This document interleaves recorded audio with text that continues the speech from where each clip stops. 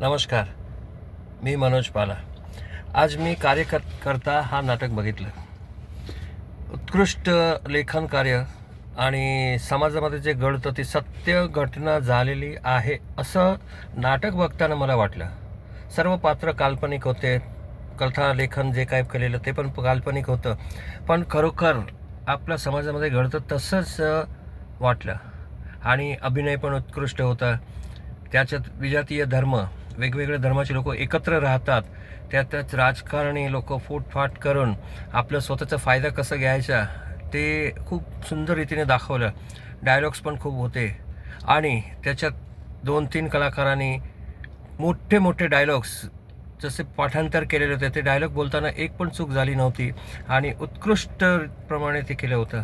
दिग्दर्शन खूप छान, लेखन पण खूप छान. थँक्स टू प्रताप पवार साहेब आणि संदीप परब साहेब आणि अनिल शिंदे साहेब, तिघांनी मिळून खूप चांगलं नाटक केलं आणि मला परत दुसऱ्यांदा बघावं असं वाटलेलं आहे.